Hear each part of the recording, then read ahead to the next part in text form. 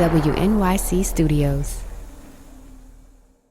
Note to Self is supported by Penguin Press, publisher of Irresistible, The Rise of Addictive Technology and the Business of Keeping Us Hooked by Adam Alter. There are an estimated 280 million smartphone addicts. Are you one of them? Find out more in Irresistible. Note to Self is supported by Mozilla, the nonprofit champion for a healthy internet and the maker of Firefox. Learn more about internet health at mozilla.org. Once upon a time, I was a foreign news producer who would fly into emergency situations like, the parliament is on fire in Belgrade or the Concorde just crashed, and I would go to make sure everybody else in the world knew about it. And then after 9/11, I became a reporter, TV reporter for a couple of years, and it was intense. And then this thing happened to me. I had kids. And I thought I was going to be like, oh, it's fine. Yeah, we'll still be amazing at work. We'll just throw them into a backpack, travel around the world. It's so stupid. I had no idea. My ass got kicked so hard. The first one was so colicky, he never slept. I literally tried to take a nap once while pushing his stroller. It just gives you an indication that I had lost my mind completely. And then I had another one because I was like, well, I'm not coming out of this hole. Might as well just stay down here in the misery of not sleeping and not doing anything for myself or using my brain because it doesn't work anymore. And I had this number 2 baby who was a little bit easier. And then this point came that completely surprised me because I thought this was the end. I was like, nobody ever tells you that who you were before is dead. Like, she's gone forever. But something nice happened, actually. And it came back to my daughter. She started sleeping fully through the night, which meant that for the first time in 4 years, I started sleeping fully through the night, which meant that I could read full sentences again. And my ambition also woke up. And frankly, it was time for me to start making more money too. And I was like, okay, let's get back to work full time. But then I was like, how the hell am I going to do this?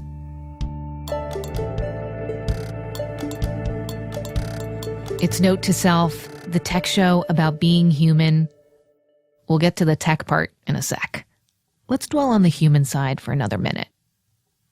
I just told you my most human moments about being a working mother, and I asked you to tell me yours. Hi, Note to Self.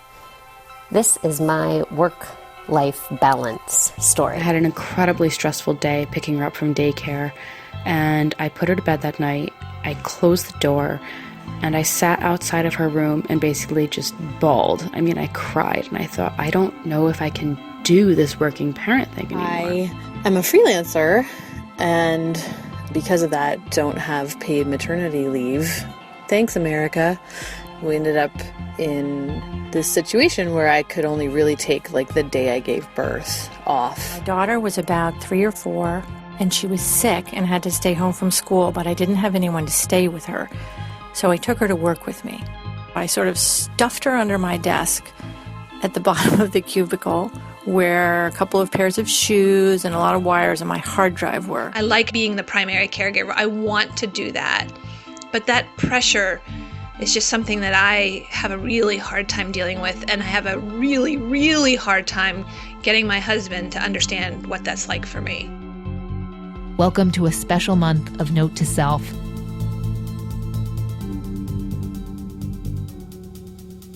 Oh, these stories. We heard from so many of you about your work-life turmoil, and we'll be hearing more throughout the series. A lot of us are struggling. For the next 4 weeks, I'm going to tell you a story about 2 working moms who think they may have come up with just the thing to help working parents. It's a big idea, a tech idea. Our deep dive series is called Taking the Lead, because it's also about much more than just helping working mothers. It's about how that help could make a systemic change, and make it possible for them to keep being ambitious, stay in those jobs, and then move up to the very top. If you are not a parent or you don't have this problem, stick with us because this work-life turmoil is real. Someone around you is probably going through it right now. When I realized I wanted to go back to work full-time, I realized I was going to have to figure this out. Like, how do I balance my work and my personal life? Because my husband was busy. His hours were super unpredictable. He had to be available all the time. So we needed to be flexible for his career. I mean, I'm not the lead breadwinner. I do need to work full-time, but I'm still the lead parent. So what I did is I went and found someone who I thought might be able to tell me, like, just even where to start. Her name was Rachael Ellison, and you're going to get to know her really well in the next month. What we find is that the whole conversation about leaning in was started by somebody who has a staff and an in-office nursery. Rachael coaches companies and parents on how to create more supportive work situations for people that don't have million-dollar salaries or an in-office nursery. She, for example, helped me say no to one job that couldn't offer flexible hours. But we stayed in touch. And I learned that she'd been thinking hard about how to scale the work that she does. In fact, she'd teamed up with a neighbor, another mom, to make something that they thought could change the entire working parent culture. It's a big claim.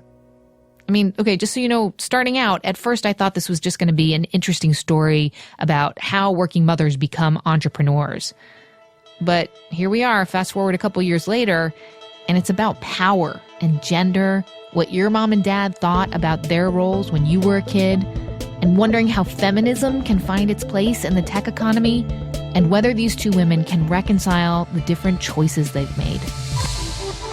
For now, here's just a little taste of what's to come. Getting more women into the C-suite, getting more women to be able to get past this barrier. It's who's going to load the dishwasher. Why is my time as a parent mostly just focused on domestic work? Have the groceries. I walk in and I don't have a hoodie and I'm not 24 and I'm not male and I haven't graduated from Stanford. Get the laundry done. Our entire life is planned to this minute. The stupid ballet recital. A CEO needs time to think. And like all of those sorts of things. She said, "Why are you working all the time, Mom? You never want to be with me." It's personal choice. I mean, you don't have to do. You don't. And I know that that's like where it gets really hard. I don't know the answer to that anymore. Well, you're going to have to be ready for the VCs because, you can't really be like two moms. This is so much about helping parents feel less overwhelmed. I feel I'm now guilty to say free to do what I would like to be able to do a lot of the time.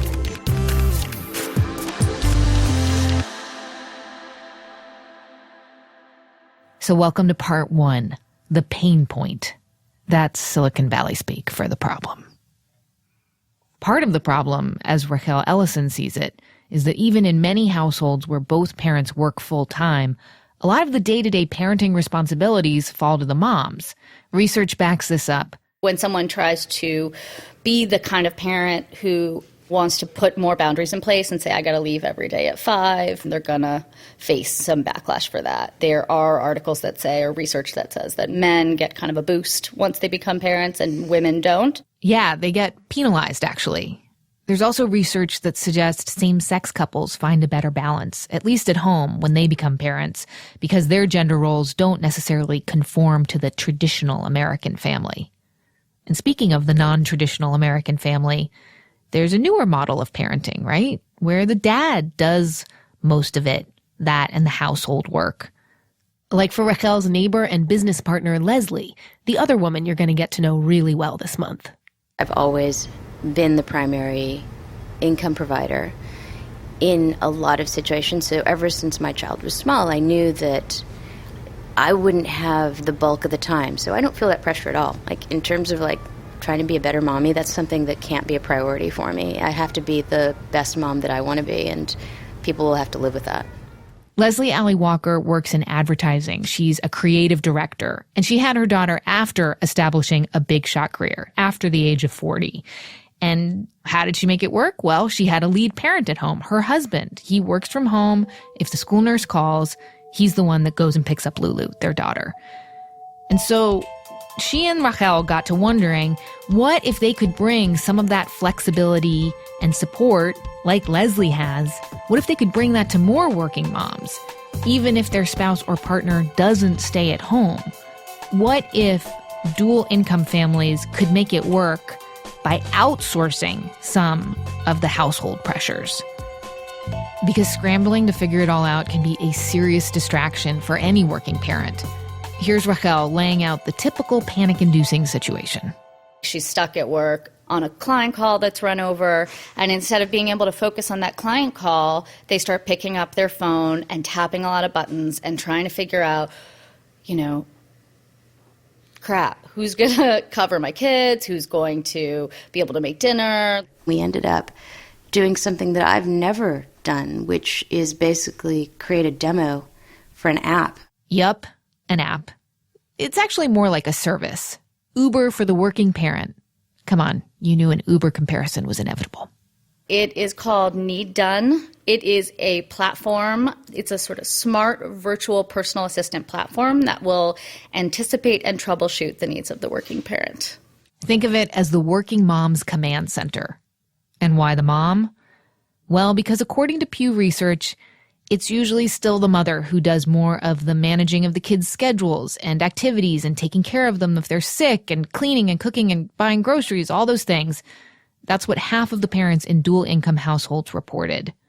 This was also Rachael's life. I mean, she had decided to be the lead parent and work flexible part-time hours as a consultant so she could pick up her daughter from school, so she could be there for dinner every night. Josh, her husband, has his own business. He could put in whatever hours he needed to. He was the main breadwinner. And Rachael figured she'd still have her flexibility by working with Leslie. And surely, if any company could have two working moms at the top, it would be a company that was creating a solution for working moms. Right?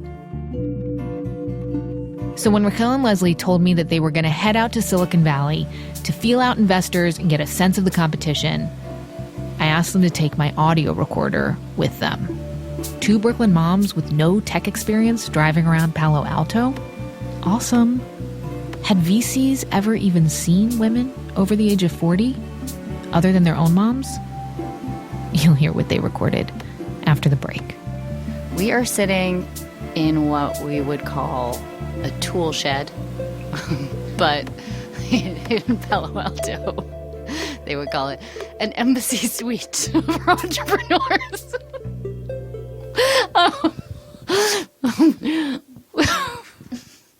Between us, we're raising 3 kids. I just think it's funny. Note to Self is supported by Squarespace, the simplest way to create a website. This new year, make your next move with Squarespace. Whether that's starting a business or launching a passion project, no matter what your goals are, Squarespace's award-winning templates can help you present your ideas to the world beautifully.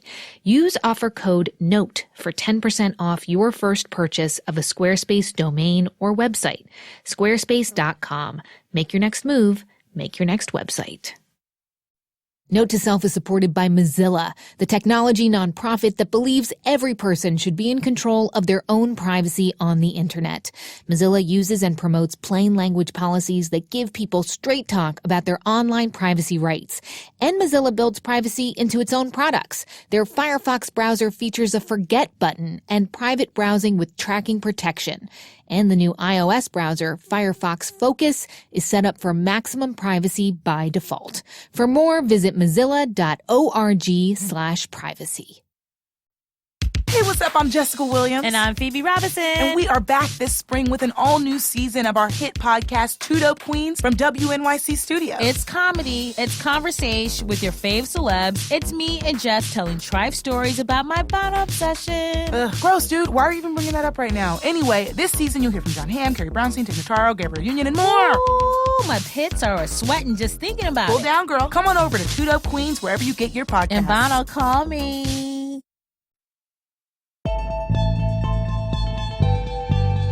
It's Note to Self. I'm Manoush Zomorodi, and this is part 1 of our 4 episodes called Taking the Lead. 2 working moms with a big idea. This has ended up being kind of like a mashup of the book Lean In with the HBO show Silicon Valley. And look, I know that the women that we're talking about have it relatively good. Most of the people in these episodes, including me, are part of a specific, some would say privileged strata of the American labor market. Highly educated, white collar, not necessarily scraping by, but with problems of their own, particularly if both parents need or want to work. There is a whole category of jobs, and I put my former job at the State Department in this category. This is Anne-Marie Slaughter. She wrote that seminal piece called Why Women Still Can't Have It All in The Atlantic in 2012. A year later, Facebook COO Sheryl Sandberg published Lean In. If you're going to be in the C-suite, if you're going to be, a client-facing, deal-making senior partner, then really you are going to be on much more of the time. And for those jobs, if you also have a family, you are going to need a lead parent at home. Anne-Marie now has a book called Unfinished Business, Women, Men, Work, Family. It's unfinished, all right. I mean, did you know that only 4.2% of S&P 500 companies have a female CEO? We still have a very big generational problem with most companies where the people at the top are largely men. They are largely men of a generation when there was always somebody at home. And all of them made it with a wife at home as lead parent. And so they are still very resistant. And this resistance at the top means that twice as many women are more likely to say that being a parent makes it harder for them to advance in their career. Because when you get instructions to bring pretzels to your kid's class, or you decide not to volunteer on Multicultural Day, or you don't have the camp forms filled out because you couldn't schedule a pediatrician appointment, all that adds up to making you feel like you just stink at being a mom. Like you're just letting everyone down all the time. Those pretzels, they're just a symbol. The list, this is what makes people crazy. It takes up their brain space, and it takes that space away from work and other stuff. So here's how Rachael and Leslie wanted to help. They wanted to create a one-stop coordination tool for the working parent. You've probably heard of TaskRabbit or Ask Alfred or SitterCity or other services where you can hire someone to do housekeeping and babysitting. But Rachael and Leslie told me that their service, Need Done, would be special. So the key difference here, according to Rachael, is other services, they just create more work for busy parents. Like they can find you the babysitters, they can match you with dog walkers, but you still really have to vet them and schedule them.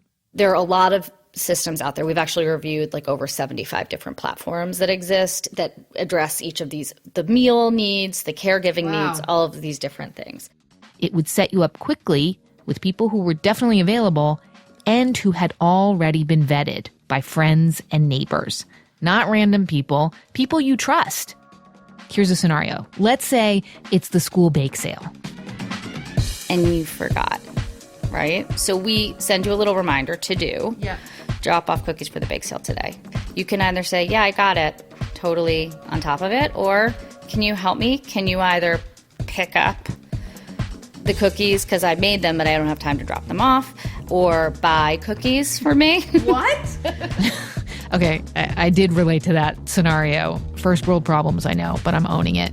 Rachael gave me another situation. Let's say I got stuck at work because a meeting went long. This box would pop up on my phone, alerting me that there was scheduling trouble ahead, and it would offer to help. And it literally says, dinner plans in jeopardy. Need help? And there's a Y or an N. So after I press the Y button, it turns green, and then this little box pops up underneath.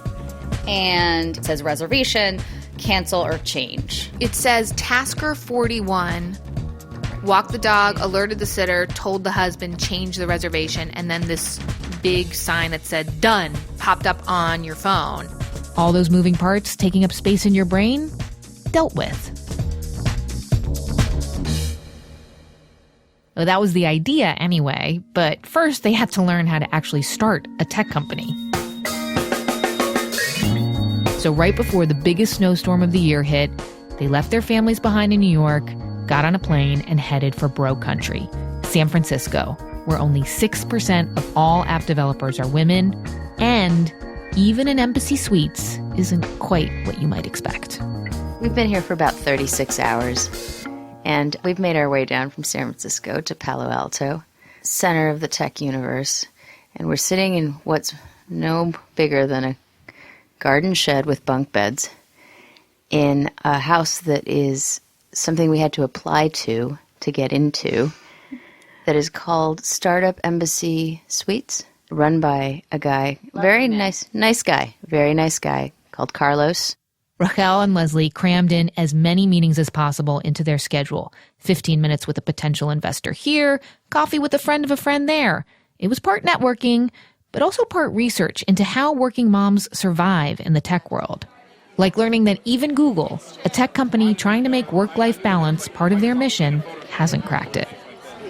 His sister actually works for Google, and it's amazing. She just had her first baby, and she can't wrap her head around how to do it, even with as much as Google gives her. Right, that's the thing. Google gives them everything, but they're not, as much as we think that you would make at Google, you're not making enough to have an in-home staff. Even, and paying for a nanny alone is a big expense.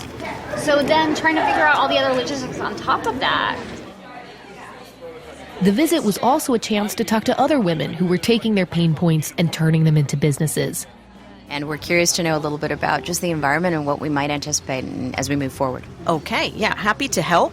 Rachael and Leslie crisscrossed Silicon Valley, meeting and questioning these other startup founders. I'm co-founder and CEO of Caregiving. I am the founder and CEO of a career resource for moms. I am the co-founder and CEO of a company called Care Lulu. It's a marketplace that connects parents with daycares and preschools. We're trying to really shine a light on employers who are doing great things. It's hard on families to be burning it on all ends. A mobile service that helps busy parents find trustworthy help with their kids while they're on the go. That was kind of my aha moment. Parents and technology products aimed at parents are known for sometimes being challenging. That's when it happened that, we got to solve this. It's got social impact. I'm just curious how you've been influenced by your community in developing this idea, this app, testing it. Sure, a great question.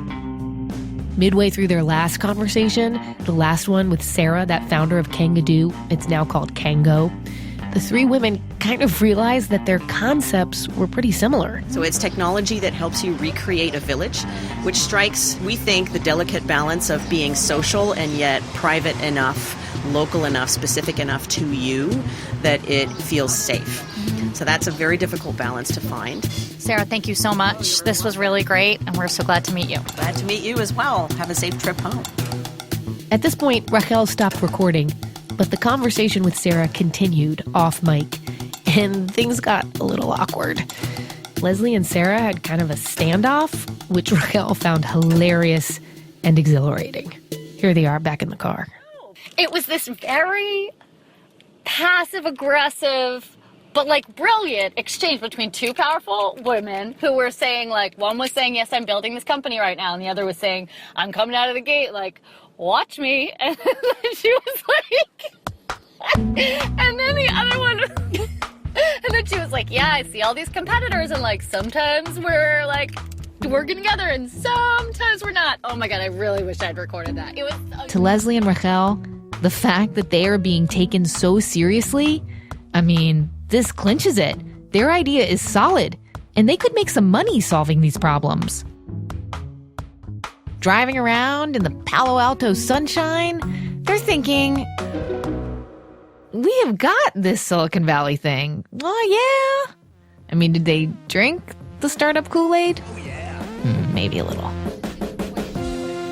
But the more we're out here, the more into this idea and excited I am. And, the less crazy. It seems so much less crazy than it did a month ago. I think it really is actually so invigorating to see you can make things happen here. I think I'm really surprised by how much this has sort of crystallized the vision for me.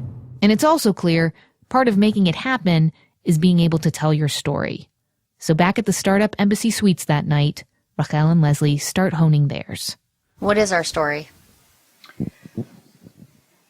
We are two moms who probably found each other based on absolute need. We needed to basically create something that felt communal as a solution to basically solve problems that we were seeing around us. And we are so freaking time poor that we need whatever it is that we can get in terms of a support group or tool to make things better. We're two moms of kids 6 and younger who've left our families in a snowstorm to come out here and develop this idea that we feel so passionately needs to exist, that we're basically going to do anything that it takes to make it work, both for ourselves and our families and other people's. On our next episode, the Silicon Valley high turns into a hangover. Leslie and Rachael get pushback from their families. It's been weird for my daughter, particularly, for me to be not there. Pushback from that little voice in the back of their minds. Is this a question that angel investors are going to ask us? Is it going to worry them that as mothers who work, are we going to be able to dedicate ourselves? And a little pushback from each other. I've thought about that, but I mean, it's kind of like, could you guys just not be women?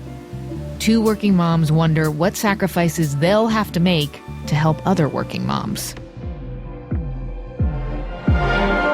Taking the lead. This first episode was the pain point. Next week is the paradox. Don't miss this special run of Note to Self, 4 episodes in a row. Subscribe on iTunes or wherever you listen to podcasts. And let us know, would you use a service like this? Or maybe you have found something that helps you manage it all. Or maybe you think this is a total load of nonsense. We do want to know.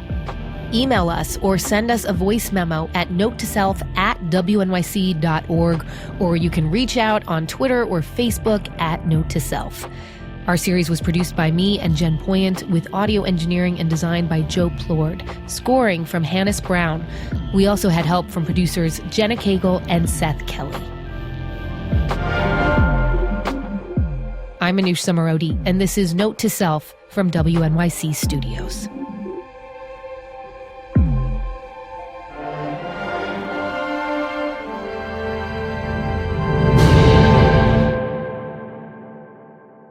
Hi, I'm Kat, and I have a national manager job in Melbourne, Australia. That has me travelling interstate, which can be pretty hard to balance with young kids at home. One time, when I was pregnant with morning sickness, I was waiting in this long airport security line, really queasy, and just as I got to the head of the queue, I had to vomit.